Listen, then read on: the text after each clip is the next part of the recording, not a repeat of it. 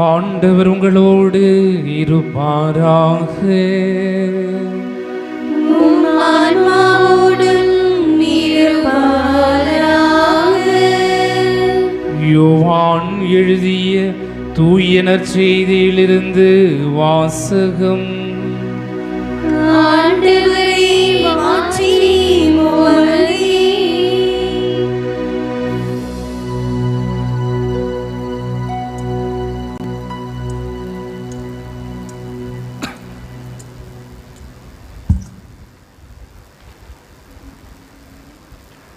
யோவான் எழுதிய தூய நற்செய்தியிலிருந்து வாசகம். இயல் 13 இறை வார்த்தைகள் 1-15 முடிய. பாஸ்கா விழா தொடங்க இருந்தது. தாம் இவ்வுலகத்தை விட்டு தந்தையிடம் செல்வதற்கான நேரம் வந்துவிட்டது என்பதை இயேசு அறிந்திருந்தார். உலகில் வாழ்ந்து தமக்குரியோர் மேல் அன்பு கொண்டிருந்த அவர் அவர்கள் மேல் இறுதி வரையும் அன்பு செலுத்தினார். இயேசுவை காட்டிக் கொடுக்கும் எண்ணத்தை அலகை சீமோனின் மகனாகிய யூதாசு இஸ்காரியோத்தின் உள்ளத்தில் எழச் செய்திருந்தது. ராவுணவு வேளையில் தந்தை அனைத்தையும் தம் கையில் ஒப்படைத்துள்ளார் என்பதையும், தாம் கடவுளிடமிருந்து வந்தது போல் அவரிடமே திரும்பச் செல்ல வேண்டும் என்பதையும் அறிந்தவராய் இயேசு பந்தியிலிருந்து எழுந்து தம் மேலுடையை கழற்றி வைத்துவிட்டு ஒரு துண்டை எடுத்து இடுப்பில் கட்டி கொண்டார். பின்னர் ஒரு குவளையில் தண்ணீர் எடுத்து சீடர்களுடைய காலடிகளை கழுவி இடுப்பில் கட்டியிருந்த துண்டால் துடைக்க தொடங்கினார். சீமோன் பேதுருவிடம் இயேசு வந்தபோது அவர், ஆண்டவரே, நீரா என் காலடிகளை கழுவப் போகிறீர் என்று கேட்டார். இயேசு மறுமொழியாக, நான் செய்வது இன்னதென்று இப்போது உனக்கு புரியாது, பின்னரே புரிந்து கொள்வாய் என்றார். பேதுரு அவரிடம், நீர் என் காலடிகளை கழுவ விடவே மாட்டேன் என்றார். இயேசு அவரை பார்த்து, நான் உன் காலடிகளை கழுவாவிட்டால் என்னோடு உனக்கு பங்கு இல்லை என்றார். அப்பொழுது சீமோன் பேதுரு, அப்படியானால் ஆண்டவரே, என் காலடிகளை மட்டுமல்ல, என் கைகளையும் தலையையும் கூட கழுவும் என்றார். இயேசு அவரிடம், குளித்துவிட்டவர் தம் காலடிகளை மட்டும் கழுவினால் போதும், அவர் தூய்மையாகி விடுவார். நீங்களும் தூய்மையாய் இருக்கிறீர்கள், ஆனாலும் அனைவரும் தூய்மையாய் இல்லை என்றார். தம்மை காட்டிக் கொடுப்பவன் எவனென்று அவருக்கு ஏற்கனவே தெரிந்திருந்தது. எனவேதான் உங்களுள் அனைவரும் தூய்மையாய் இல்லை என்றார்.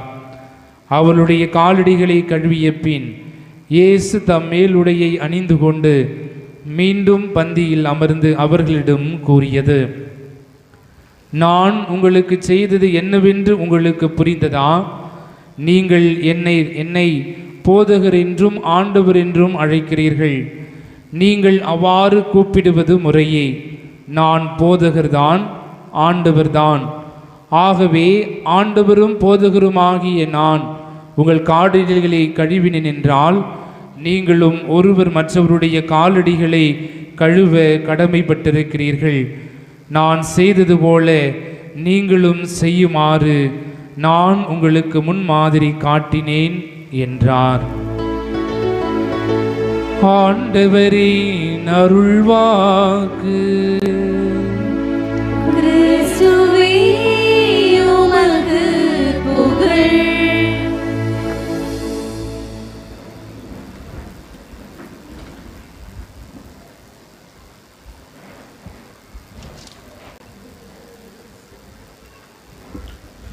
Praise the Lord. Praise the Lord. Praise the Lord. Praise the Lord. பிரியமான சகோதர சகோதரிகளே, வருடத்தில் மொத்தம் எத்தனை வாரங்கள் வருகிறது? 52 வாரங்கள். இந்த 52 வாரங்களில் திரு அவை ஒரு வாரத்தை புனித வாரமாக நமக்கு கொடுத்திருக்கிறது. Praise the Lord. பிரியமான சகோதர சகோதரிகளே, விபூது புதனை தொடங்கி சாம்பல் புதனை தொடங்கி பெரிய வியாழன் என்று சொல்லப்படுகிற இந்த நாள் காலையில் வரையில் இந்த தவ நாட்கள் முடிகிறது. முடிந்து ஆண்டவருடைய மிக முக்கியமான அந்த 3 நாட்களுக்குள் நாம் நுழைய போகிறோம். பிரியமானவர்களே, ஒன்றை நாம் புரிந்து கொள்ள வேண்டும். இது 3 நாட்கள் அல்ல, மாறாக இது ஒரே நிகழ்வுதான். நீங்கள் பார்த்தீர்கள் என்று சொன்னால் திரு அவை மிக அழகாக இந்த நாட்களை நமக்கு கொடுத்திருக்கிறது. பெரிய வியாழனாகிய இன்று தொடக்க சடங்கு இருக்கிறது, ஆனால் நிறைவு சடங்கு கிடையாது. நாம் என்ன செய்வோம்? திருவிருந்து உண்டுவிட்ட பிறகு அதன் பிறகு என்ன சடங்கு நடக்கும்? என்ன நிகழ்வு நடக்கும்? நற்கருணையை நாம் இடமாற்றம் செய்வோம். நிறைவு பகுதி கிடையாது. அதே போன்று நீங்கள் அடுத்து வருகிற பெரிய வெள்ளியை நீங்கள் எடுத்துக்கொண்டால் பெரிய வெள்ளிக்கு தொடக்கம் இருக்கிறதா? இல்லை. நிறைவு இருக்கிறதா? இல்லை. இல்லையா? தொடக்கமும் நிறைவு இல்லாமல் தான் கலைந்து செல்வோம். நீங்கள் நாளை வருகிற அந்த சடங்கை பார்த்தீர்கள் என்று சொன்னால் குருவானவர் இறுதி ஆசீர்வாதத்தை சொல்லி மௌனமாக நீங்கள் கலைந்து செல்லுங்கள் என்று சொல்லுவார். எந்த ஒரு ஆசீர்வாதத்தையும் கொடுக்க மாட்டார். அதே போன்று அதற்கு அடுத்து வருகிற பாஸ்கா மறை நிகழ்வுகள், பாஸ்கா கால சடங்குகள், இந்த சடங்குகளுக்கு தொடக்க நிகழ்வு, தொடக்க வழிபாடு இருக்கிறதா? பிதாசுதன் போட்டு நம்ம ஆரம்பிக்கிறோமா? நேரம் எங்க போறோம்? ஒளி வழிபாடு இல்லையா? எல்லா விளக்குகள் அணைக்கப்பட்டு இருளாக இருக்கும். ஆகவே ஒளி வழிபாட்டிற்கு கடந்து செல்வோம். ஒளி வழிபாடு, மற்ற சடங்குகள், திருமுழுக்கு வழிபாடு, இறைவார்த்தை வழிபாடு, திருவிருந்து வழிபாடு என்றெல்லாம் கடந்து விட்ட பிறகுதான் இறுதியிலே தான் நாம் நிறைவுக்கு செல்வோம். அப்பதான் எல்லாம் வல்ல இறைவன் தந்தை, மகன், தூய ஆவியார் உங்களை ஆசீர்வதிப்பாராக, அல்லேலூயா அல்லேலூயா என்று சொல்லி முடிப்போம். ஆக பிரியமானவர்களை, ஒன்றை புரிந்து கொள்ள வேண்டும். இது 3 நாட்கள் அல்ல, ஒரே வாழ்வினுடைய ஒரு பயணம். கிறிஸ்துவினுடைய அந்த பாடுகள் இன்றிலிருந்தே ஆரம்பிக்கிறது. உயிர்ப்பின் அந்த மாட்சி வரையிலே நமக்கு இந்த ஒரே நேர்கோட்டில் தான் நாம் பயணிக்கிறோம். அதில் தொடக்கமாக இன்று இந்த பெரிய வியாழன் என்ற இந்த நிகழ்விலே வந்திருக்கிறோம். பிரியமானவர்களே, இந்த நாளிலே ஆண்டவர் மிக முக்கியமாக இந்த 3 நிகழ்வுகளை நமக்கு ஏற்படுத்தி கொடுக்கிறார். ஒன்று, அவருடைய உணவு. தன்னுடைய சீடர்களோடு அவர் இறுதி உணவை உண்பதை நாம் பார்க்கிறோம். அந்த உணவின் வழியாக அவர் ஏற்படுத்துகிற அந்த நற்கருணை, அந்த நற்கருணையை வாழ்வாக்க, மக்களுக்கு கொண்டு செல்ல, ஆண்டவரை பிட்டு உடைத்து அதை கொடுக்க குருத்துவத்தை ஏற்படுத்துகிறார். பிரியமானவர்களை, இப்படிப்பட்ட ஒரு சடங்குகள் மிக முக்கியமான பல தரப்பட்ட கருத்துக்களை நமக்கு வாழ்வுக்கு கொடுத்து கொண்டு இருக்கிறது. பிரியமானவர்களே, இன்றைய நாளினுடைய இந்த நிகழ்வுகளை எல்லாம் பார்க்கிற பொழுது குறிப்பாக இன்றைய முதல் வாசகம் அருமையாக நமக்கு கொடுக்கப்பட்டிருக்கிறது. விடுதலை பயண புத்தகத்திலிருந்து நமக்கு கொடுக்கப்பட்டிருக்கிற அந்த இறை வார்த்தையை நாம் வாசித்தோம் என்று சொன்னால், எப்படி ஒரு பாஸ்கா உணவை நாம் உண்ண வேண்டும் என்பதை மிக அழகாக நமக்கு கொடுத்திருக்கிறது. அதாவது எப்படி உண்ண வேண்டும் என்று சொன்னால், இதை நாம் ஒரு குடும்பமாக உண்ண வேண்டும். ஒரு குடும்பத்திற்கு ஒரு ஆடு என்று நாம் அதை உண்ண வேண்டும். அப்படி குடும்பத்திலே போதிய நபர்கள் இல்லை என்று சொன்னால், பக்கத்தில் இருக்கிற அண்டை வீட்டாரில் இருக்கிறவர்களை அழைத்து வந்து நாம் இந்த பாஸ்காவை நாம் உண்ண வேண்டும் என்கின்ற அழைப்பு நமக்கு கொடுக்கிறது. அவர்கள் இப்படியாக அவர்கள் உண்ணுகிற பொழுது எப்படி அவர்கள் செய்ய வேண்டும் என்று சொன்னால், முதலிலே அனைவரும் அமர்ந்திருக்க வேண்டும். அப்பொழுது அந்த பாஸ்காவுக்கு தலைமை தாங்கி இருக்கிறவர் அவர் என்ன செய்ய வேண்டும் என்று சொன்னால், முதலில் ஹல்லல் திருப்பாடல் என்று சொல்வார்கள். திருப்பாடல் 113, 114 இந்த 2 திருப்பாடல்களை வாசிப்பார்கள். வாசித்து முடித்தவுடனே அவர்கள் ஒரு கிண்ணத்தில் திராட்சை ரசம் இருக்கும், தண்ணீர் கலந்திருக்கும், அதை குடிப்பார்கள். அதன் பிறகு அவர்கள் கசப்பு கீரைகளை அவர்கள் உண்பார்கள். இது என்ன கசப்பு கீரைகள் என்று சொன்னால், பார்வோனுடைய அடிமைத்தனத்தில் அவர்கள் பட்ட அந்த கஷ்டத்தினுடைய ஒரு அடையாளமாக, அடிமை வாழ்வில் அவர்கள் பட்ட அந்த வேதனையினுடைய அடையாளமாக இந்த கசப்பு கீரைகளை உண்பார்களாம். அப்படி உண்கிற பொழுது அதை உண்டு முடித்த பிறகு அவர்கள் மீண்டுமாக 114, 115 திருப்பாடல்களை அவர்கள் வாசிப்பார்கள். அதன் பிறகு அங்கு சூழ்ந்திருக்கிறவர்கள் அதை தலைமை தாங்குகிறவர்களை ஒரு கேள்வி கேட்க வேண்டுமாம். இது என்ன என்று கேள்வி கேட்க வேண்டுமாம். அப்பொழுது அவர் அந்த நிகழ்வுகளை எல்லாம் அவர் சொல்வார். அந்த நிகழ்வுகள் என்ன என்று சொல்வார்? பார்வோனுடைய அடிமைத்தனத்திலே கஷ்டப்பட்ட பொழுது ஆண்டவர் மோயிசின் வழியாக அவரை மீட்டு கொண்டு வருவதற்காக அனுப்புகிற பொழுது ஆண்டவர் பார்வோனுக்கு எதிராக, அந்த எகிப்து நாட்டுக்கு எதிராக 9 பெரும் துன்பங்களை அவர் அனுப்புவார். ஆனால் அந்த 9 துன்பங்களுக்கும் பார்வோன் இசைய மாட்டார். அப்படி இசைவதை போல காட்டிவிட்டு அவர் தன்னுடைய கொடுமையான அந்த உள்ளத்தை அவர் காட்டுவார். ஆனால் ஆண்டவருக்கு கோபம் வரும். அவர் சொல்லுவார், 10வது பெரும் துன்பத்தை அவர் அனுப்ப வேண்டும் என்று சொல்லுகிற பொழுது அது மிக கொடுமையான ஒரு துன்பமாக இருக்கும். ஆகவே இஸ்ராயல் மக்கள், நீங்கள் என்ன செய்ய வேண்டும்? நீங்கள் தயாராக இருக்க வேண்டும். எப்படி தயாராக இருக்க வேண்டும்? நீங்கள் இடையிலே கச்சை கட்டிக்கொண்டு, கோலை எடுத்துக்கொண்டு, உங்கள் காலணிகளை மாட்டிக்கொண்டு இருக்க வேண்டும். அப்படி என்று சொன்னால் என்ன அர்த்தம் என்றால், you should ready to go. நீ உடனடியாக உன் பயணத்தை மேற்கொள்ள வேண்டும். இல்லை என்று சொன்னால், நான் இதோ கடந்து வரப்போகிறேன், கடந்து வருகிற பொழுது யார் வீட்டிலெல்லாம் ரத்தம் தடவப்படவில்லையோ அந்த வீட்டில் இருக்கிற தலைச்சன் பிள்ளைகள் மட்டுமல்ல, விலங்குகளிலே எதெல்லாம் தலைப்பேராக இருக்கிறதோ மொத்தத்தையும் நான் அழித்து விடுவேன் என்று சொல்லுகிறார். அப்படி என்று சொன்னால், என்னுடைய நேரம் வந்துவிட்டது, நான் கடந்து வரப்போகிறேன், உடனடியாக நீங்கள் உங்கள் காலணிகளை மாட்டிக்கொள்ளுங்கள், இடையில கச்சை கட்டிக் கொள்ளுங்கள், கோலை எடுத்துக் கொள்ளுங்கள், நீங்கள் உடனடியாக அந்த ஆட்டை வெட்டி ரத்தத்தை பலியிட்டு அதை உண்டுவிட்டு செல்லுங்கள் என்று சொல்லுவார். ஆக அப்படி அவர்கள் இருக்கிற பொழுது, அதை செய்த பொழுது ஆண்டவர் கடந்து வருவார். ஆகவே அந்த வீட்டில் ரத்தம் தடவப்படவில்லையோ அந்த வீட்டில் இருக்க தலைச்சன் பிள்ளைகள், அந்த விலங்குகளுடைய தலைப்பேராக இருக்கிற எல்லா விலங்குகளையும் அழித்து விடுவார். அப்போதான் பார்வோனுக்கு பயம் வந்து என்ன செய்வார்? இந்த மக்களை விடுதலை செய்து அனுப்புவார். ஆக இந்த நிகழ்வைத்தான் அந்த வீட்டினுடைய தலைமை தாங்கி கொண்டிருக்க, அந்த பாஸ்கா விழாவுக்கு தலைமை தாங்கி கொண்டிருக்கிறவர் அந்த மக்களுக்கு அவர் விளக்கி சொல்ல வேண்டும். பிரியமானவர்களே, பாஸ்கா என்றால் என்ன? முதல் அதை நாம் தெரிந்து கொள்ள வேண்டும். பாஸ்கா என்று சொன்னால் கடந்து செல்லுதல். இதை இப்படியாக சொல்வார்கள், குதித்தல், ஓடுதல் என்று சொல்வார்கள். அப்படி என்று சொன்னால் இந்த பாஸ்கா என்பது கடந்து செல்ல வேண்டும். எப்படி செல்ல வேண்டுமாம்? குதித்து ஓட வேண்டுமாம். காரணம், ஆண்டவர் கடந்து வருகிறார். தன் தூதர்களை அனுப்பி எந்த வீட்டிலெல்லாம் ரத்தம் தடவப்படவில்லையோ அந்த வீட்டில் அழிக்க வேண்டும் என்று ஆண்டவர் தூதர்களை அனுப்புவார். ஆகவே நீங்கள் தயாராக இருக்க வேண்டும். அதான் பாஸ்கா. பாஸ்கா என்று சொன்னால் கடந்து செல்ல வேண்டும். இது நீசான் என்கின்ற ஒரு மாதத்தில் கொண்டாடப்பட வேண்டும் என்று சொல்வார். வருடத்தினுடைய முதல் மாதம். இன்னைக்கு நமக்கு வருடத்தினுடைய முதல் மாதம் என்ன? ஜனவரி இல்லையா? தமிழ்ல என்ன மாதம்?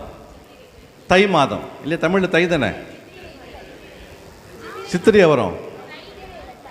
தை வருமா சித்திரை வருமா? அது ஒரு குழப்பம் இல்லையா? ஆனா நமக்கு ஜனவரியில் என்ன மாசம் வரும்? தை மாதம் இல்லையா? அப்படி வச்சுப்போம், நம்முடைய புரிதலுக்காக இல்லையா? புரிதலுக்காக நம்ம தை மாதம் வச்சுப்போம். அப்போ பிரியமானவர்களே, யூதர்களுக்கு முதல் மாதம் என்னவென்று சொன்னால் நீசான் மாதம். நீசான் மாதம் என்று சொல்லுகிற பொழுது அவர் சொல்வார் 14ஆம் தேதி என்று குறிப்பிட்டு சொல்வார். ஏன் இந்த 14ஆம் தேதி என்று சொன்னால், இதை குறித்து ஆராய்ந்து பார்த்தால் பிரியமானவர்களே, நமக்கு எத்தனை காலங்கள் இருக்கிறது? எத்தனை காலம்? 4 காலமா? என்னென்ன காலம்? கோடை காலம், குளிர்காலமா, மழைக்காலம், அப்புறம் வசந்த காலம் இல்லையா? வசந்த காலம், இலையுதிர் காலம் இல்லையா? நிறைய காலங்கள் சொல்லிக்கொண்டே போகலாம். பிரியமானவர்களே, இந்த நீசான் மாதம் 14ஆம் தேதி என்ன மாதம், என்ன காலம் என்று சொன்னால் வசந்த காலம். ஸ்பிரிங் என்று சொல்லுவார்கள் ஆங்கிலத்தில். இது வசந்த காலம். வசந்த காலம் என்று சொன்னால் அந்த குளிர்லாம் முடிந்து ஒரு வெப்பம் ஆரம்பிக்கிற ஒரு காலம் இது. இந்த காலத்தில் என்ன நடக்கும் என்று சொன்னால், பகல் நீண்டு இருக்குமா, இரவு கம்மியா இருக்கும், பகல் நீண்டு இருக்கும், ரொம்ப நேரம் இருக்குமா இந்த பகல். ஆகவே அதனால தான் அந்த தேதி கொடுத்துருக்குறாங்க. அடுத்து என்ன சொல்றாங்கன்னா, அந்த நாள் பௌர்ணமியாக இருக்குமாம். இன்னைக்கு என்ன நாள் தெரியுமா? இன்னைக்கு பௌர்ணமி. பிரியமானவர்களே, கடவுள் அந்த எப்படி அழகாக அதை கொண்டு வந்திருக்கிறார் பாருங்க. இன்னைக்கு பௌர்ணமி, நம்ம பௌர்ணமி கொண்டாடுறோம் இல்லையா? அப்போ இந்த நாளத்தை நம்ம பாஸ்கா விழாவாக கொண்டாடுறோம் இன்னைக்கு. அப்போ கடவுள் சொல்றாரு, ஏன் 14ஆம் தேதி நான் தேர்ந்தெடுத்தேன் அப்படின்னு சொன்னா, அவர் சொல்றாரு, ஒன்று, இது வசந்த காலம், ஒரு காலத்திலிருந்து இன்னொரு காலத்திற்கு நம்ம கடந்து வருகிறோம், இது வசந்த காலம். ரெண்டாவது என்ன சொல்றாங்க அப்படின்னு சொன்னா, இது டே டைம் ரொம்ப அதிகமாக இருக்கும், பகல் நேரம் ரொம்ப அதிகமாக இருக்கும். அதே போல இது பௌர்ணமி, அதாவது டே காலம் முடிஞ்சாலும் கூட இரவு நேரம் எப்படி இருக்குமா? வெளிச்சமாக தான் இருக்கும். பௌர்ணமி எப்படி இருக்கும்? முழு நிலவு எப்படி இருக்கும்? பிரகாசமாக இருக்கும். பிரியமானவர்கள், நான் ஏதோ கற்பனையாகவோ கட்டுக்கதையாகவோ சொல்லவில்லை. விவிலிய தேடுங்கள், சக்கரையாவின் புத்தகம் எடுத்துக்கொள்ளுங்கள், வாசியுங்கள். 14ஆம் அதிகாரம் 6-7 இறைவசனங்கள்.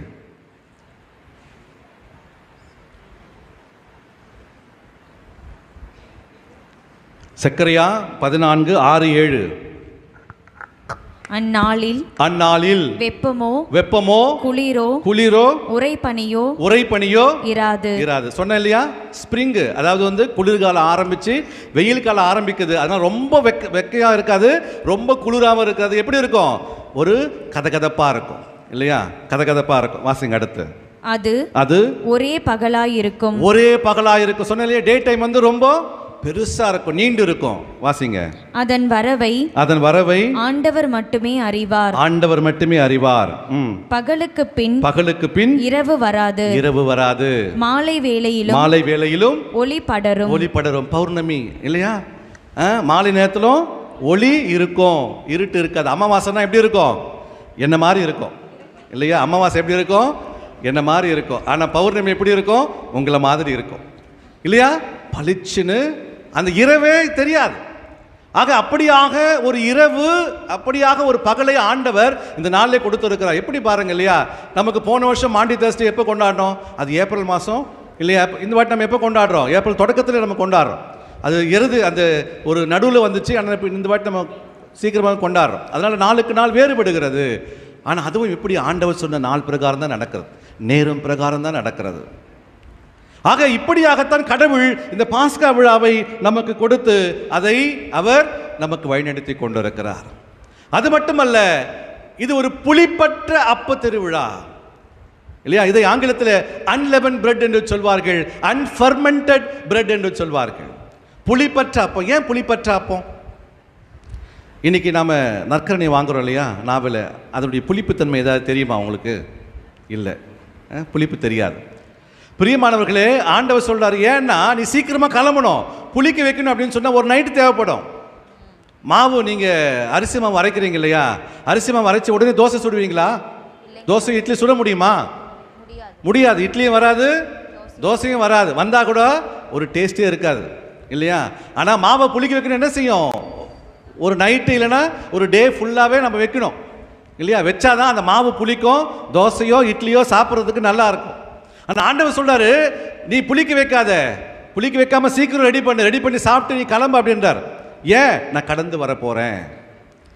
அதான் பிரியமானவர்களே, இந்த புளிப்பை குறித்து சொல்லுகிற பொழுது என்ன சொல்றாங்கன்னு சொன்னா, அதாவது இந்த புளிப்பை இந்த எகிப்துக்கு ஒப்பிடுகிறார்கள். ஏனென்று சொன்னால், எகிப்திலே அடிமை நிலை இருக்கிறது. அங்கே அவர்கள் ஒரு வஞ்சிக்கின்ற இடமாக அதை பார்க்கிறார்கள், சாத்தானுடைய பிரசன்னமாக அதை பார்க்கிறார்கள் எகிப்து. அப்போ இந்த வஞ்சிக்கிற, எதிர்க்கிற, சாத்தானுடைய இருப்பிடமாக இருக்கிற இந்த எகிப்து நம்ம வாழ்க்கைக்குள் கலக்கக்கூடாது. அப்போ உடனே நீ கிளம்ப வேண்டும், இது இந்த எகிப்து வேண்டாம். ஆக இங்கிருந்து நீ கிளம்பு, போ, அதுதான் முக்கியம். ஆகவே தான் கடவுள் சொல்ற, உடனடியாக நீ கிளம்பு அப்படின்னு சொல்றார். அதான் இந்த பாஸ்கா பிரியமானவர்களை, கடந்து செல்லணும், சீக்கிரம் நீ கடந்து போகணும் என்கிற கருத்தை நமக்கு முன்வைக்கிறார்கள். ஆக இப்படியாக இந்த பாஸ்கா விழாவை கொண்டாட வேண்டும் என்று ஆண்டவர் கொடுக்கிற அழைப்பு இது. இயேசுவும் அவர் ஒவ்வொரு ஆண்டும் அவர் கொண்டாடுவதை நாம் பார்க்கிறோம் இல்லையா? தன்னுடைய 12வது வயதில் தன்னுடைய தாயோடும் தந்தையோடும் எருசலேம் ஆலயத்திற்கு போவார். எதற்காக? பாஸ்கா விழாவை கொண்டாடுவதற்காக. ஆகவே ஆண்டவருக்கு இது, இயேசு கிறிஸ்துவுக்கு இது ஒன்றும் புதிது கிடையாது. பாஸ்கா விழாவை கொண்டாட வேண்டும் என்பதற்காக ஒரு புதிது கிடையாது. ஏற்கனவே அது முன் குறித்து வைக்கப்பட்டது ஒன்று. நம்முடைய குருத்து ஞாயிறிலே ஆண்டவர் இயேசுவை சுமந்து வந்த அந்த கழுதையை குறித்து சொல்வார்கள் இல்லையா? நாம் அங்கே குருத்தோலை மந்திரிக்கிற அந்த நாளில் வாசிக்கப்பட்ட நற்செய்தி வாசகத்தில் அதை குறித்து சொல்லப்பட்டிருக்குது. நீங்கள் போங்க, ஒரு கழுதை கட்ட வைக்கப்பட்டு இருக்கும், அது குட்டியும் பக்கத்தில் இருக்க, நீ அவுத்துட்டு வா. யாராவது கேட்டான்னா இது ஆண்டவருக்கு தேவை என்று சொல்லு. அப்படின்னா ஏற்கனவே எல்லாவற்றையும் ஆண்டவர் முன் குறித்து வைத்து விட்டார். ஏன்? இந்த பாஸ்கா விழாவை கொண்டாடுவதற்கு கூட மேல் மாடிக்கு போகிற பொழுது யாராவது கேட்டால், உங்களுக்கு என்ன வேண்டும், யார் வேண்டும் என்று சொன்னால், எங்களுக்கு வீடு வேண்டும், அதுவும் மேல் மாடி வேண்டும் என்று சொல்லுங்கள், அவர்கள் உங்களுக்கு கொடுப்பார்கள் என்று சொல்லுகிறார். அதே போன்று சீடர்கள் போய் கேட்பாங்க, மேல் மாடி வேண்டும் என்று சொன்ன உடனே அவர் அதை காட்டி விடுவார். ஆக இப்படியாக எல்லா நிகழ்வுகளையும் ஆண்டவர் முன் குறித்து தான் செய்தார். ஆக தன்னுடைய சீடர்களோடு அவர் இருக்கிற பொழுது, அந்த ராவுணவை அவர்கள் உண்டுகிற பொழுது கூட அவர் தன்னுடைய வாழ்க்கையினுடைய முக்கியமான நோக்கத்தை அவர் வெளிப்படுத்துவார். அவர் சொல்வார், நான் உங்களுக்கு ஒரு அன்பு கட்டளையை கொடுக்கிறேன் என்று சொல்லுகிறார். பிரியமானவர்களே, இந்த புனித வியாழனை ஆங்கிலத்தில் நம்ம எப்படி சொல்லுவோம்? ஆங்கிலத்தில் மாண்டி தர்ஸ்டே. அது என்ன மாண்டி? மாண்டி அது என்ன தெரியல இல்லையா? பிரியமானவர்களே, மாண்டி என்பது மந்தாத்தும் என்று சொல்வார்கள். மந்தாத்தும் என்று சொன்னால் கமாண்ட். கமாண்ட் கமாண்ட்னா தமிழில் கட்டளை. கட்டளை இல்லையா? அதான் மாண்டி தர்ஸ்டே, கட்டளை வியாழன். மேண்டேட் அப்படின்னு சொல்கிறோம் இல்லையா? ஆங்கிலத்தில் மேண்டேட் அப்படின்னா கட்டாயம் நீ செய்யணும். இட்ஸ் அ மேண்டேட்ரி அப்படின்னு சொன்னால் நீ கண்டிப்பாக செய்யணும். அப்போ அந்த வார்த்தை எல்லாமே அதுலேருந்து மருவி வருது. ஆகவே அப்படித்தான் மருவி மந்தாத்தும் என்ற வார்த்தை மாண்டி என்று மருவி மாண்டி தர்ஸ்டே என்று நாம் அழைத்து கொண்டிருக்கிறோம். கட்டளை, கமாண்ட். என்ன கட்டளை? ஆண்டவர், நான் உங்களை அன்பு செய்ததை போல நீங்களும் ஒருவர் மற்றவரை அன்பு செய்ய வேண்டும் என்று சொல்லுகிறார். பிரியமானவர்களே, இது சாத்தியமாகுமா என்று சொல்லுகிற பொழுது சீடர்களுக்குள்ள ஒரு கலக்கம் வருகிறது. ஆண்டவர் எப்படி அன்பு செய்கிறது? ஒருத்தன் கேட்பான், ஆண்டவரே, நான் நிறைவாழ்வை பெற்றுக்கொள்ள நான் என்ன செய்ய வேண்டும்? உன் கடவுளாகிய ஆண்டவரை முழு உள்ளத்தோடு, முழு ஆற்றலோடு, முழு மனதோடு நீ அன்பு செய்ய வேண்டும். கடவுளை அன்பு செய்வதை போல பிறரையும் நீ அன்பு செய்ய வேண்டும். கடவுள் அன்பு, பிறர் அன்பு ரெண்டு சொல்றாங்க. ஆனா ஆண்டவர் சொல்றாரு, நான் என்ன செஞ்சனோ அதையே நீ செய் அப்படின்றார். அப்போ சீடர்கள் எல்லாம் கேட்குறாங்க, எங்களால் முடியாது, எப்படி செய்யணும், என்ன செய்யணும், அதை காட்டுங்க அப்படின்னு சொல்லுகிற போது தான் ஆண்டவர் என்ன செய்கிறாரு? தன்னுடைய மேலாடையை கழட்டி விட்டு என்ன செய்ய, இடையிலே துண்டை கட்டி கொண்டு பாதங்களை கழுவ ஆரம்பிக்கிறார். இந்த அன்பை எப்படி நான் காட்ட வேண்டும்? உன்னுடைய அந்த சர்வீஸ், நீ அவளுக்கு சேவை செய்யணும். எப்படி? ஒரு அடிமை போல. ஏன்னா அந்த காலத்தில் விருந்தாளிகள் யாராவது வீட்டுக்கு வராங்க அப்படின்னு சொன்னால் அந்த விருந்தாளி வீட்டுக்குள் நுழைவதற்கு முன்பாக அந்த வீட்டினுடைய அடிமை அவருடைய காலடிகளை கழுவ வேண்டும். கழுவிவிட்ட பிறகுதான் அந்த விருந்தாளி வீட்டுக்கு உள்ளேயும் வர வேண்டும். ஆக அந்த அடிமையுடைய வேலையைத்தான் ஆண்டவர் சொல்லுகிறார், நான் செய்கிறேன், நீயும் செய் அப்படின்றார். டோர்மேட்டா நாம் இருக்கணும். டோர்மேட், இன்னைக்கு டோர்மேட் எதற்கு பயன்படுகிறது? நாம வீட்டுக்கு உள்ள போகிற போது என்ன செய்யறோம்? காலை துடைத்து விட்டு வீட்டுக்கு போகிறோம் இல்லையா? அதான் சொல்றாங்க, நாம டோர்மேட் மாதிரி இருக்கணும், அடிமை மாதிரி இருக்கணும். அதுதான் ஆண்டவர் செஞ்சு காட்டினாரு. அப்ப ஆண்டவர் ராயப்பர்கிட்ட போவாரு, ஆண்டவரே நீரோ என் பாதங்களை கழுவுவதும் கேட்பார். ராயப்பர் ஒன்றும் பெரிய ஒரு இது கிடையாதுங்க. அவருக்கு ஒரு பயம் இருக்கும். ஏன்னா ஆண்டவர் ராயப்பரை நான் நீ தான் பாறை, இந்த திருச்சபையின் மீது, இந்த பாறையின் மீது என் திருச்சபை கட்டுவேன்னு சொல்வார் இல்லையா? அப்போ ரொம்ப பெருமையாக இருக்கும் ராயப்பருக்கு. ஆனால் ஆண்டவர் செய்ததை பார்த்த உடனே அவருக்கு ஒரு மாதிரி ஆகிப்போச்சு. எப்படி இது நம்ம செய்யறது? இன்னொருத்தர் காலை எப்படி நம்ம கழுவுறது? இன்னொருத்தருக்கு எப்படி நம்ம டோர்மேட்டாக இருக்கிறது அப்படின்னு சொன்ன தான் ஆண்டவரே வேண்டாம் கழுவாதீங்க அப்படின்றார். ஏன்? நீங்கள் கழுவிட்டு போயிடுவீங்க, அதுக்கப்புறம் நாங்கள் தானே கழுவணும் இல்லையா? நீங்கள் கழுவிட்டு போயிடுவீங்க ஆண்டவரே, ஏதோ 2 நாளில் நீங்கள் உங்களை சாகடிக்க போகிறாங்க, ஏன்னா நீங்கள் சொல்லிக்கிட்டு இருந்தீங்க. ஆனால் அதுக்கப்புறம் நாங்கள் தானே செய்யணும், எப்படி செய்கிறது அப்படின்னு சொன்ன உடனே ஆண்டவர் சொல்வார், உனக்கு என்னோடு பங்கில்லை. பங்கில்லை அப்படின்னு சொன்னால் கடவுள்கிட்ட பங்கு சொத்து இருந்துச்சா? இயேசு கிட்ட சொத்து இருந்துச்சா? அவருக்கு தலை சாக்க கூட இடம் இல்லைங்க இல்லையா? வானத்து பறவைகளுக்கு கூடுகள் உண்டு, பதுங்கு நரிகளுக்கு பதுங்கு குழிகள் உண்டு, ஆனால் மருமகனுக்கோ தலை சாய்க்க கூட இடம் கிடையாது. அப்போ உடனே ராயப்பர் சொல்வார், ஆண்டவரே பாதங்களை மட்டுமல்ல என் உடம்பு ஃபுல்லாக கழுவுங்க. ஆண்டவர் சொல்றாரு, நான் உன்னை திருச்சபையின் தலைவராக வேண்டும் என்று நினைத்தேன், நீ வேண்டாம் என்று சொல்லுகிறாய், ஆகவே அந்த பொறுப்பை உனக்கு கொடுக்க மாட்டேன்னு சொன்ன உடனே பேதுரு என்ன பண்றார்? பயந்து போய், ஆண்டவரே நீ கழுவுங்க கழுவுங்க அப்படின்னு சொல்லி அவர் கழுவுகிறார். ஆக பிரியமானவர்களே, ஆண்டவருடைய அந்த செயல் இன்னைக்கு இந்த அன்பை மற்றவர்களுக்கு நாம் கொடுக்க வேண்டும் என்று சொல்லுகிறது. குஸ்தாவோ குட்டியரஸ் என்ற ஒரு இறையியலார் மிக அருமையாக சொல்லுகிறார், it is not enough to say we must love God and love our neighbor. நான் கடவுளை அன்பு செய்கிறேன், மனிதரை அன்பு செய்கிறேன் என்று சொன்னால் மட்டும் போதாது. We must say that love of God can truly be expressed only through love of neighbor. என்னுடைய அயலானை அன்பு செய்வதன் வழியாகத்தான் நான் கடவுளை அன்பு செய்கிறேன் என்பதை என்னால் எடுத்து சொல்ல முடியும். இல்லை என்று சொன்னால் நான் கடவுளை அன்பு செய்கிறேன், அயலானை அன்பு செய்கிறேன் என்று சொல்லுவதில் ஒரு அர்த்தமும் இல்லை என்று சொல்லுகிறார். ஆக பிரியமானவர்களை, என்னுடைய அன்பை நான் எப்படி வெளிப்படுத்த வேண்டும்? ஆண்டவர் அதை செய்து காட்டி இருக்கிறார். மற்றவர்களுடைய பாதங்களை கழுவி அதை செய்து காட்டி இருக்கிறார். ஆகவே அதை நானும் செய்ய வேண்டும்.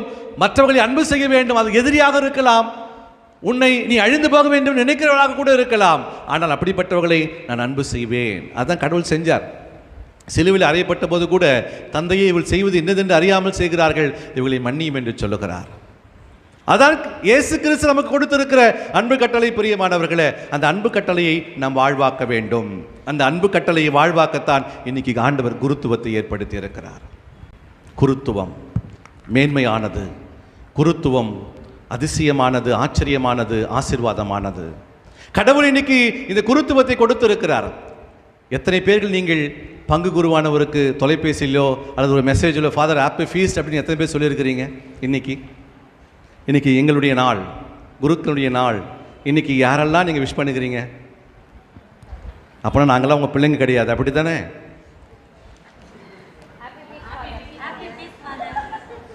காலம் கடந்து போன பிறகு ஹாப்பி ஃபீஸ்ட் சொல்கிறீங்க. பிரியமானவர்களே, குருக்கள் நாங்கள் வானத்திலிருந்து குதிக்கவில்லை, உங்களிடமிருந்து தான் வருகிறோம். நீங்கள் என்னுடைய பெற்றோராக இருக்கிறீர்கள், சகோதர சகோதரிகளாக இருக்கிறீர்கள், என்னுடைய தாத்தா பாட்டிகளாக நீங்கள் இருக்கிறீர்கள்.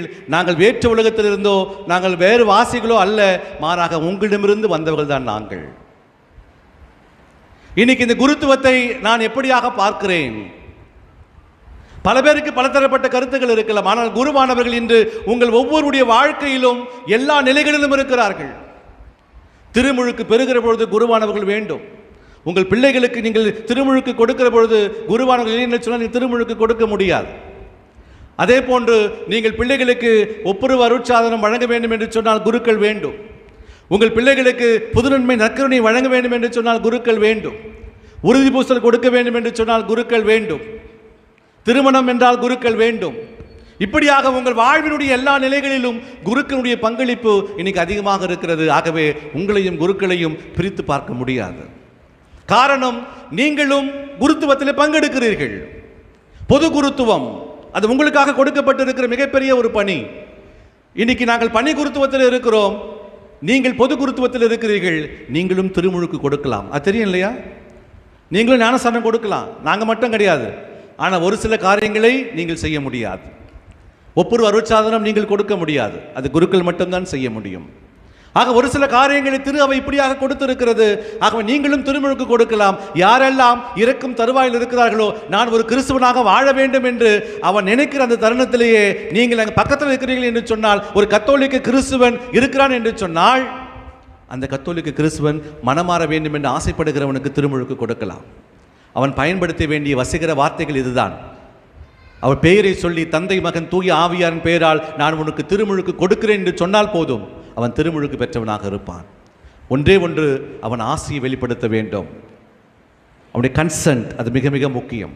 அது சொன்னால் போதும், நீங்களும் திருமுழுக்கு கொடுக்கலாம். பிரியமானவர்களே, ஆக இந்த குருத்துவம் என்பது மிக மேன்மையானது. அதுதான் ஆண்டவர் இந்த குருத்துவத்தை ஏற்படுத்தி அந்த நற்கருணையை மக்களுக்கு கொண்டு செல்வதற்கு ஒரு அன்பின் கட்டளையாக அதை வாழ்வாக்க குருத்துவத்தை ஏற்படுத்தி அவர் நம்மை கொடுத்து கொண்டிருக்கிறார். பிரியமானவர்களே, ஆக இந்த குருக்கள் என்பவர்கள் இன்று கடவுளால் வழிநடத்தப்படுகிறவர்கள். கடவுள் வழியை, கடவுளுடைய அந்த பிரசனத்தை மக்களுக்கு எடுத்துச் செல்லக்கூடியவர்களாக இந்த குருக்கள் இருக்கிறார்கள். இவர்கள் என்றென்றும் குருவேதான். மெல்கிசதேக்கின் முறைப்படி இவர்கள் என்றென்றும் குருவாக இருக்கிறார்கள் என்கின்ற அந்த வார்த்தை நமக்கு கொடுக்கப்படுகிறது. ஒரு ஆங்கில ஒரு தொலைக்காட்சி, அந்த ஆங்கில தொலைக்காட்சியில் ஒரு நிகழ்வு, ஒரு உண்மை நிகழ்வு வருகிறது. 2001ஆம் ஆண்டு ஒரு குருவானவர் மேல் படிப்பு படிப்பதற்காக ரோமை நகருக்கு செல்லுகிறார். அந்த ரோமை நகருக்கு போகிற பொழுது அவர் அந்த ரோமை நகரில் இருக்கிற ஒரு ஆலயத்தை சந்திக்க போகிறார். அந்த ஆலயத்தை சந்திக்க போகிற பொழுது ஆலயத்துடைய வாயிலிலே பிச்சைக்காரர்கள் பிச்சை எடுத்துக் கொண்டு இருக்கிறார்கள். அப்படி அந்த பிச்சைக்காரர்கள் எல்லாம் பார்த்து கொண்டு அவர்களுக்கு பணம் போட்டுவிட்டு அவர் கடந்து செல்கிற பொழுது ஒரு பிச்சைக்காரரை பார்க்கிறார். அந்த பிச்சைக்காரர் எங்கோ பார்த்தது போல இருக்கிறது என்ற எண்ணம் அவருக்கு வருகிறது. ஆகவே இவர் ஆலயத்துக்கு போகிறார், வருகிறார், மீண்டுமாக அந்த பிச்சைக்காரரை பார்க்கிறார். பார்த்துவிட்டு இவரை எங்கோ பார்த்ததை போல இருக்கிறது என்று சொல்லி அவர் யோசித்துக் கொண்டிருக்கிறார். அப்பொழுதுதான் அவருக்கு அது தென்படுகிறது. தன்னோடு குருத்துவத்திற்காக படித்து குருத்துவத்தை எடுத்த ஒரு குருவானவர் இப்பொழுது பிச்சை எடுத்துக் கொண்டிருப்பதை பார்க்கிறார். இவருக்கு ஒரே அதிர்ச்சி ஆகிவிட்டது. என்னோடு படித்தவர், குருவாக திருநிலைப்படுத்தப்பட்டவர், ஆனால் இப்பொழுது பிச்சை எடுத்துக் கொண்டிருக்கிறாரே என்கின்ற ஒரு எண்ணம் அவருக்கு இருக்கிற பொழுது அவர் அந்த பிச்சைக்காரராக இருக்கிற அந்த குருவானத்தை கேட்பார், என்னை உங்களுக்கு தெரிகிறதா என்று சொல்லுகிற பொழுது, ஆம் தெரிகிறது, நாம் ஒன்றாக படித்தோம் என்று சொல்லுகிறார். பின்பு ஏன் நீங்கள் குருவாகி இப்பொழுது பிச்சை எடுத்துக் கொண்டிருக்கிறீர்கள் என்று சொன்னால், அவர் சொல்லுகிறார், என்னுடைய ஏதோ ஒரு பிரச்சனை காரணமாக நான் வந்துட்டேன், ஆனால் என்னால் வாழ முடியல, ரொம்ப கஷ்டமாக இருக்கிறது என்று சொல்லுகிற பொழுது இந்த குருவானவர் தன்னுடைய படிப்பை முடிக்கிறார். படிப்பை முடித்துவிட்டு அப்படியாக ரோமை நகரில் மேல் படிப்பு படிக்கிறவர்கள் படிப்பை முடித்து போகிற பொழுது திருத்தந்தையை சந்தித்து விட்டு ஆசை பெற்று செல்வது வழக்கம். அப்பொழுது திருத்தந்தையாக இருந்தவர் இரண்டாம் அருள் சின்னப்பர், நம்முடைய முன்னாள் திருத்தந்தை இரண்டாம் அருள் சின்னப்பர் அப்பொழுது திருத்தந்தையாக இருக்கிறார். அப்பொழுது இந்த மேல் படிப்பு முடித்தவர்கள் எல்லாம் அங்கு இருக்கிற திருத்தந்தையை சந்திக்க செல்கிறார்கள். அப்போ திருத்தந்தையினுடைய செக்ரட்டரி சொல்லுகிறார், நீங்க எந்த வார்த்தையும் பேசக்கூடாது, போயிட்டு திருத்தந்தை கிட்ட ஆசீர்வாதம் வாங்கிட்டு மட்டும் வரணும், யாரும் எந்த ஒரு வார்த்தையும் பேசக்கூடாது, இதுதான் அவங்களுக்கு கொடுக்கப்பட்ட கட்டளை. அப்போ ஒவ்வொரு குருவானவராக போய் திருத்தந்தையிடத்தில் ஆசீர்வாதம் பெற்றுவிட்டு வருகிறார்கள். இந்த குருவானவரும் போகிறார். போய் திருத்தந்தையிடம் ஆசீர் பெறுவதற்கு முன்பாகவே அவர் சொல்லுகிறார், ஒரு குருவானவரை நான் பார்த்தேன், அவர் பிச்சை எடுத்துக் கொண்டு இருக்கிறார், என்னோடு படித்தவர் குருவாகி இப்பொழுது வெளியே வந்து பிச்சை எடுத்துக் கொண்டு இருக்கிறார் என்று வார்த்தையை சொல்லுகிற வேளையிலே அந்த செக்ரட்டரி வந்து அவரை, நான் தான் சொன்னேன்ல ஒரு வார்த்தை கூட பேசக்கூடாதுன்னு நீங்கள் ஏன் பேசுனீங்க சொல்லி அந்த குருவானவரை அழைத்து வெளியே சென்று விடுவார். அடுத்து 2-3 நாட்கள் கழித்து திருத்தந்தையுடைய அலுவலகத்தில் இருந்து இந்த குருவானவருக்கு தொலைபேசியில் அழைப்பு வருகிறது. என்ன அழைப்பு என்று சொன்னால், திருத்தந்தை அவர்கள் உங்களையும் அந்த பிச்சை எடுத்துக் கொண்டிருக்கிற அந்த குருவானவரையும் விருந்துக்கு அழைக்கிறார், நீங்கள் தகுந்த தயாரிப்போடு விருந்துக்கு வாருங்கள் என்கின்ற அழைப்பு கொடுக்கிறார். அப்போ 2 பேரும் போறாங்க. இந்த ஃபாதரும் அந்த பிச்சை எடுத்துக் கொண்டிருக்கிற அந்த ஃபாதரும் 2 பேரும் போறாங்க. போயிட்டு திருத்தந்தை வந்து அங்கே கோயிலில் ஜெபிச்சுட்டு இருக்கிறாரு. வாங்க அப்படின்னு சொல்லி கோயிலில் உட்கார வைக்கிறார். உட்கார வச்சுட்டு அவர் இந்த திருவிருந்துக்கு கூட்டு போறார், சாப்பாட்டு அறை கூட்டு போறார். அங்கே சாப்பிட்றாங்க. சாப்பிட்டு விட்ட பிறகு திருத்தந்தை சொல்லுகிறார், அந்த அழைத்து சென்ற அந்த குருவானவரிடத்தில் நீங்கள் வெளியே போய் நில்லுங்க அப்படின்னு சொல்லி இந்த பிச்சை எடுத்து கொண்டிருந்த அந்த குருவானவரை அழைத்து ஆலயத்திற்கு போகிறார். கதவு மூடப்படுகிறது. ஆலயத்தில் அமர்ந்து கொண்டு கொஞ்ச நேரத்தில் அந்த குருவானவர் வெளியே வருகிறார். குருவானவர் வெளியே வருகிற பொழுது அவர் முகத்தில் ஒரு சிரிப்பு.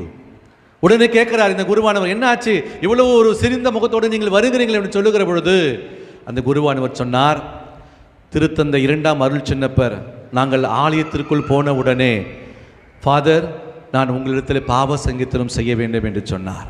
ஐ want to make a confession, நான் பாவ சங்கீதனம் செய்ய வேண்டும் என்று சொல்லி அவர் பாவ சங்கீதனம் கேட்டார்.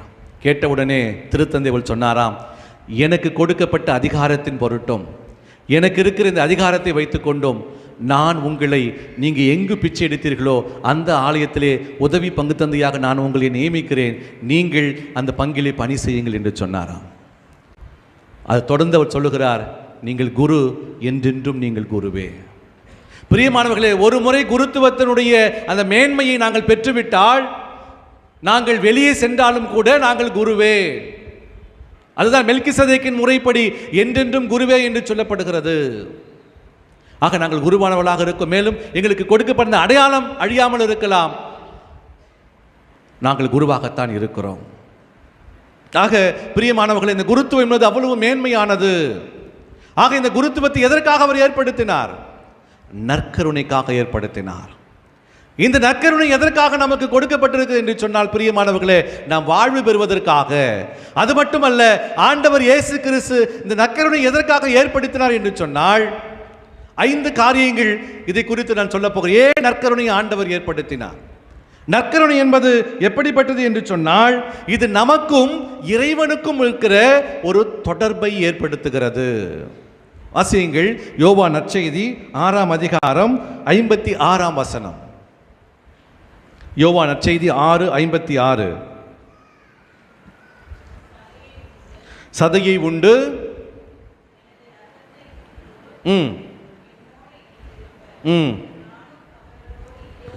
என்னோடு இணைந்திருப்பேன், நானும் அவரோடு இணைந்திருப்பேன். அப்படின்னா ஒரு உறவு இல்லையா? இறைவனுக்கும் இயேசுவுக்கும் நமக்கும் ஒரு உறவு. நான் உன்னோடு இருப்பேன், நீ என்னோடு இருப்பாய் என்கின்ற உறவை இந்த நற்கருணை நமக்கு சொல்லிக் கொடுக்கிறது. இரண்டாவதாக, இந்த நற்கருணை நிலை வாழ்வினுடைய ஒரு நம்பிக்கையாக இருக்கிறது. வாசியுங்கள், யோவான் நற்செய்தி 6:54. எனது சதையை உண்டு என் சதையை உண்டு என் இரத்தத்தை குடிப்பவன் என் இரத்தத்தை குடிப்பவன் நிலைவாழ்வை கொண்டுள்ளான். நிலைவாழ்வை கொண்டுள்ளான். அவனுக்கு நிலையான வாழ்வு. ஆகவே இருந்தாலும் அவனுக்கு இன்னொரு வாழ்வு இருக்கிறது. நிலையான வாழ்வு ஒன்றை நான் அவனுக்கு கொடுப்பேன். யாரெல்லாம் நற்கருணையை உட்கொள்கிறார்களோ அவர்களுக்கு நிலை வாழ்வு உண்டு. அதற்காகத்தான் நற்கருணையை ஏற்படுத்தினார். மூன்றாவதாக, நற்கருணை பாவ மன்னிப்புக்கான ஒரு உடன்படிக்கையாக இருக்கிறது. வாசிங்கள் மத்தேயு நற்செய்தி 26-28.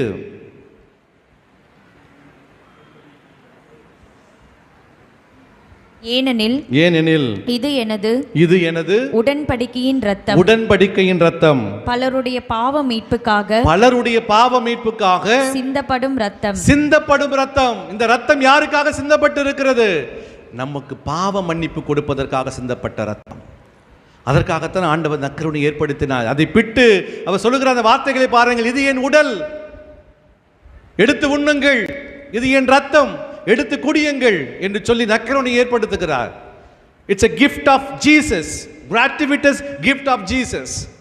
இலவசமாக நமக்கு இது கொடுத்திருக்கிறார் ஆண்டவர். அதை நாம் எப்படி வாழ்ந்து காட்ட வேண்டும் என்று நமக்கு கற்றுக் கொடுத்திருக்கிறார். நான்காவதாக, லூக்கா நற்செய்தி 22:19. இது இயேசுவினுடைய நினைவாக கொண்டாடப்பட வேண்டிய ஒன்று. லூக்கா 22:19. பின்பு அவர் அப்பத்தை எடுத்து கடவுளுக்கு நன்றி செலுத்தி அதை பிட்டு அவர்களுக்கு கொடுத்து, இது உங்களுக்காக கொடுக்கப்படும் எனது உடல், இதை என் நினைவாக செய்யுங்கள் என்றார். இதை நினைவாக செய்யுங்கள். அதைத்தான் ஒவ்வொரு நாளும் திருப்பலியில் நாம் செய்து கொண்டிருக்கிறோம் பிரியமானவர்களே. ஒவ்வொரு நாளும் திருப்பலியின் போது ஆண்டவருடைய உடல் உடைக்கப்படுகிறது, அது நமக்கு கொடுக்கப்படுகிறது. நாம் அதை ஒவ்வொரு நாளும் நினைவாக செய்து கொண்டிருக்கின்றோம். இறுதியாக ஐந்தாவதாக 1 கொரிந்தியர் 10:17 சொல்லுகிறது, நற்கருணை ஒற்றுமையின் பகிர்வின் அடையாளம். வாசிங்க. அப்பம் ஒன்றே ஆதலால் நாம் பலராக இருக்கிறோம், ஆனால் அப்பம் ஒன்றுதான். ஒரே உடலாக இருக்கிறோம். எப்படி ஒரே உடலாக நாம் மாற்றப்படுகிறோம்? ஆண்டவருடைய உடலை உண்பதன் வழியாக நாம் ஒரே உடலாக மாற்றப்படுகிறோம். நாம் பல பேர் வந்திருக்கிறோம், ஆனால் நாம் ஆண்டவருடைய உடலை உட்கொள்வதனால நாம் ஒரே மக்களாக இருக்கின்றோம். இதுதான் நற்கருணை பிரியமானவர்களே. இந்த நற்கருணை என்பது நமக்கும் இறைவனுக்கும் இருக்கிற ஒரு ஒற்றுமையை குறித்து காட்டுகிறது. இந்த நற்கருணை என்பது நிலைவாழ்வின் நம்பிக்கையாக இருக்கிறது. இந்த நற்கருணை என்பது பாவ மன்னிப்பினுடைய ஒரு உடன்படிக்கையாக இருக்கிறது. இந்த நற்கருணை என்பது இயேசுவினுடைய நினைவாக இருக்கிறது. இந்த நற்கருணை என்பது ஒற்றுமையின் பகிர்வினுடைய ஒரு அடையாளமாக இருக்கிறது. ஆக பிரியமானவர்களே, இந்த நற்கருணை ஆண்டவர் ஏற்படுத்தி நம்மோடு அவர் வாழ்ந்து கொண்டிருக்கிறார், நம்மோடு அவர் இருக்கிறார். ஆகவே பிரியமான சகோதர சகோதரிகளே, இந்த அருமையான நாளிலே ஆண்டவருடைய இந்த அற்புதமான நிகழ்வை, புனித ராவுணவு இந்த வியாழக்கிழமை நிகழ்வினை நாம் கடந்து சென்று கொண்டிருக்கிறோம். அற்புதமான ஒரு நிகழ்வு நடந்தேற இருக்கிறது.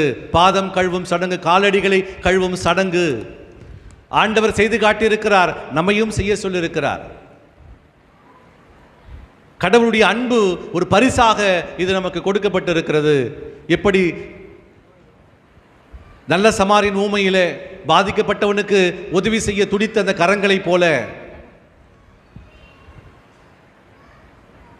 ஏழை லாசரும் பணக்காரன் என்கின்ற அந்த ஊமையிலே வருகிற அந்த ஏழைக்கு ஆண்டவர் கொடுத்த அந்த ஆசீர்வாதத்தை போல இன்னைக்கு நம்ம ஒவ்வொருவருக்கும் ஆண்டவர் கொடுக்கிறார். இந்த இறுதி தீர்வு, சின்னம் சிறிய சகோதர சகோதரிக்கு எதையெல்லாம் செய்தீர்களோ அதே எனக்கு செய்தீர்கள் என்கின்ற அந்த அற்புதமான அந்த ஒரு இறுதி தீர்வு இன்னைக்கு நமக்கு ஒரு பாடமாக கொடுக்கப்படுகிறது பிரியமானவர்களே.